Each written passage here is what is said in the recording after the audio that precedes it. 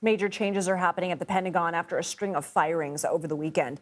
Defense Secretary Pete Hegseth fired some of the military's top lawyers, cutting the judge advocates general for the Army, Navy, and Air Force. Before meeting with his Saudi counterpart Monday, Hegseth offered his reasoning for the firings. So ultimately, I want the best possible lawyers in each service to provide the best possible recommendations, no matter what, to lawful orders that are given. And we didn't think those particular positions were well suited. And so we're looking for the best. Let's bring in CBS News senior national security correspondent Charlie D'Agata. Charlie, of all the changes in the Pentagon over the last few days, what do you see as the most significant, and what impact will it have on these branches of military? Well, the people that I've spoken to, Lindsay, say this may be one of the more significant. You know, in many ways, we're expecting the Joint Chiefs of Staff to be dismissed. We're expecting Chief Naval Officer Lisa Franchetti to be dismissed, Admiral Lisa Franchetti.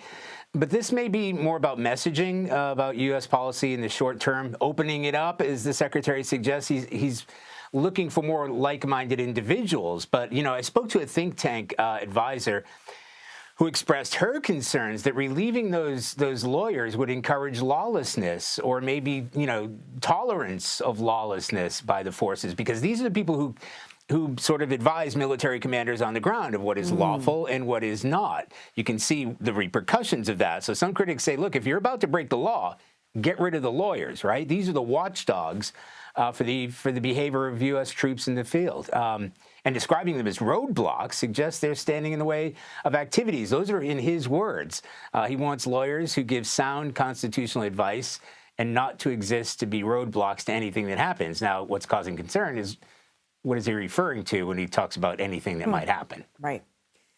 The Defense Department plans to cut around 5,400 probationary workers and implement a hiring freeze this week. How will that affect operations? Yeah, it sounds like big numbers, you know, but these are scaled back numbers from what we were expecting at the end of last week. Those are more than like 50,000. Wow. And that was based on like 5 to 8% of the civilian workforce. Remember, this is huge. It's the biggest federal department, roughly 800,000 people. So we're told that still is the goal, but that might take time. There are all kinds of legal obligations that they have to fulfill to get rid of that many people. So that 5,400 number, that's been described as probationary workers that will be released this week if they haven't already been.